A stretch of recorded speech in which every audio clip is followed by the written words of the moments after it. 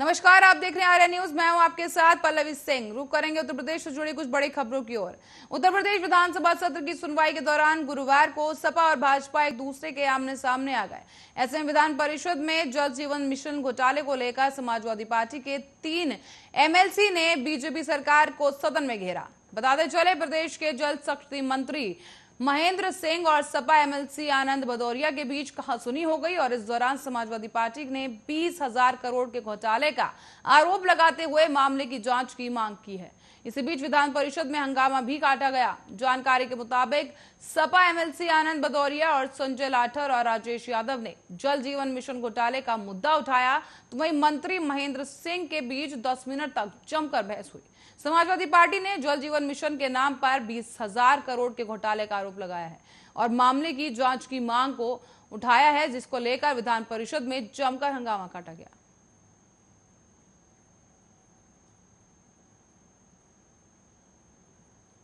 तो यूपी में बीजेपी प्रदेश अध्यक्ष स्वतंत्र देव सिंह ने अफगानिस्तान में तालिबानी आतंकियों की तारीफ करने वाले नेताओं को खरी खोटी सुनाई।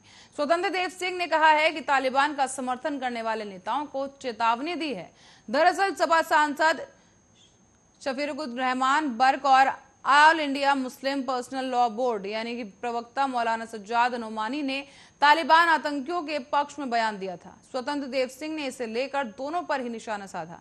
स्वतंत्र देव सिंह ने एक ट्वीट कर कहा है कि उत्तर प्रदेश में जो लोग आतंकवादियों के शुभचिंतक बन रहे हैं, उन्हें याद रखना चाहिए कि उनके प्रधानमंत्री और मुख्यमंत्री कौन है। गौरतलब है कि कल यानी बुधवार को AIMPLB के सदस्य मौलाना सज्जाद नोमानी ने तालिबान को जीत की मुबारकबाद दी थी।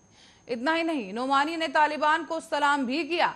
नोमानी ने तालिबान को सलाम करते हुए ट्वीट में कहा है कि हिंदू मुसलमान आपको सैल्यूट करता है। नोमानी ने तालिबान के पक्ष में बयान जारी करते हुए तालिबान को सलाम भी किया और साथ ही आपको बता दें कि इससे पहले सपा सांसद शफीकुर रहमान वर्ग तालिबान को उनकी तुलना स्वतंत्रता सेनानियों से कर चुके हैं।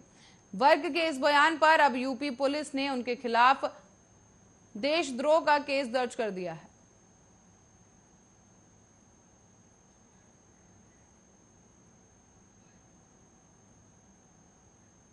और इसके साथ बढ़ेंगे अगली खबर की ओर, जहां बहराइच केंद्रीय गृह राज्य मंत्री अजय मिश्र टेनी जन आशीर्वाद यात्रा निकालने पहुंचे, जिसके दौरान उन्होंने जनता और पत्रकारों को भी संबोधित किया। एक कार्यक्रम के तहत उन्होंने बहराइच में जनता को संबोधित किया और कई स्थानों पर उनका भव्य स्वागत किया गया। तो वहीं मुख्य कार्यक्रम श्री गल्लावीर मंदिर में आयोजित किया गया था और इसी के साथ ही आपको बता दें कि यहां पर केंद्रीय मंत्री ने महाराजा सुहेल देव की प्रतिमा पर माल्यार्पण करने के साथ साथ मंदिर परिसर का भ्रमण भी किया। इसके बाद उन्होंने पत्रकारों को संबोधित किया और इसी के साथ ही केंद्रीय गृह राज्य मंत्री ने जन आशीर्वाद यात्रा के प्रयोजन को स्पष्ट करते हुए कहा कि 7 जुलाई को प्रधानमंत्री नरेंद्र मोदी ने अपने मंत्रिमंडल का विस्तार किया था।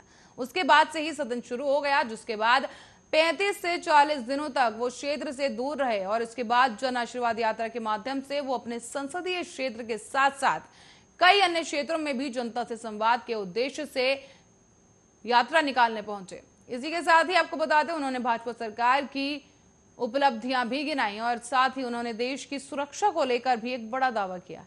साथ ही उनके दावे के बाद से लोगों में जोश की भावना आ गई और कहा कि भारत सरकार हर प्रकार के विरोधियों की साजिश को नाकाम करने में सक्षम है। साथ ही सीमावर्ती जनपदों में सुविधाओं को बढ़ाने पर भी विचार किया जा रहा है। पत्रकारों के सवाल का जवाब देते हुए केंद्रीय गृह राज्य मंत्री ने कहा है कि सपा बसपा के आदर्श विकास दुबे हैं, जिन्होंने पहले संतोष शुक्ला और आखिर में देवेंद्र मिश्रा की हत्या करके अपनी मंशा स्पष्ट की थी। उन्होंने आगे ये भी कहा कि भाजपा जातिवाद और सांप्रदायिक भाव पर विश्वास नहीं करती है।